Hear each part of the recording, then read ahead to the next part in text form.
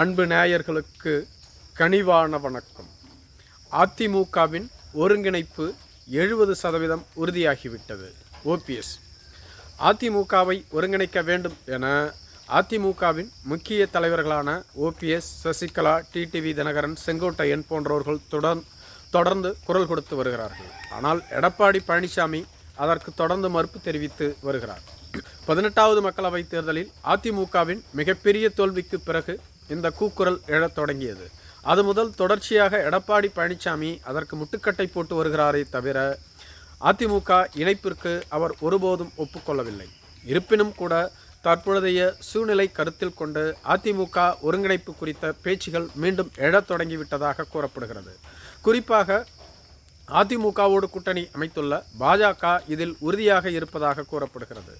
பாஜகவினுடைய மூத்த தலைவரும் மத்திய உள்துறை அமைச்சருமான அமித்ஷா அவர்கள் அதிமுகவோடு கூட்டணி அமைப்பது மிகப்பெரிய விடயம் இல்லை, அதிமுகவை ஒருங்கிணைப்பதுதான் மிகப்பெரிய விடயம்.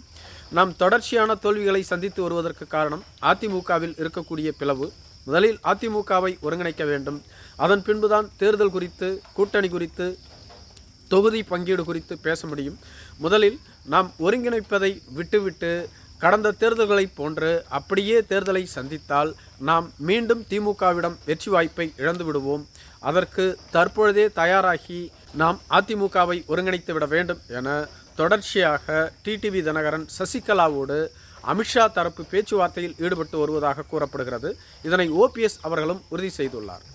எங்கள் அணியைச் சேர்ந்த ஒரு சிலர் ஏற்கனவே அதிமுக ஒருங்கிணைக்கப்பட வேண்டும் என தொடர்ச்சியாக குரல் கொடுத்து வருகிறார்கள். நானும் அதைத்தான் தொடர்ந்து கூறி வருகிறேன். நான் பிறக்கும் பொழுது எந்த பதவியோடும் பிறக்கவில்லை, தற்பொழுது இழப்பதற்கு எதுவும் இல்லை. நான் அதிமுகவிற்கு வருவதாக இருந்தால் முக்கிய பதவியை வழங்க வேண்டும் என நான் கூறுவதாக சிலர் கூறுகிறார்கள்.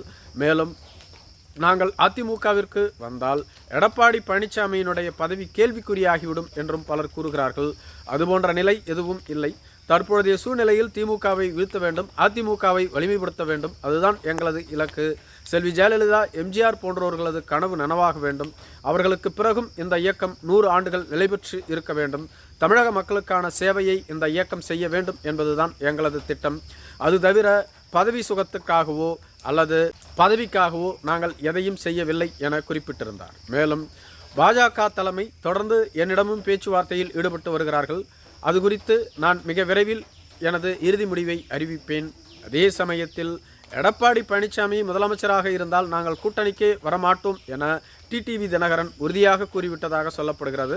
ஆனால் அமித்ஷாவின் நெருங்கிய நண்பர் ஒருவர் டிடிவி தினகரன் மற்றும் சசிகலாவோடு பேச்சுவார்த்தையில் ஈடுபட்டதாகவும், அப்பொழுது தேர்தல் நெருங்கும் வரையிலும் நீங்கள் எதையும் இது குறித்து பேச வேண்டாம், தேர்தல் தான் நமக்கு முக்கியம், தேர்தல் முடிந்த பின்பு நாம் முதலமைச்சர் வேட்பாளரை அறிவித்துக் கொள்ளலாம், தற்பொழுது திமுகவை வீழ்த்துவதற்காக நாம் ஓரணியில் இருக்க வேண்டும், நீங்கள் எடப்பாடியின் மீதுள்ள கோபத்தினால் திமுக அணிக்கு செல்வதாக இருந்தால் இந்த திட்டம் அனைத்துமே பாழாகிவிடும், திமுகவை வீழ்த்துவதுதான் நமது இலக்கு, அதற்காகத்தான் அதிமுக உருவாக்கப்பட்டது.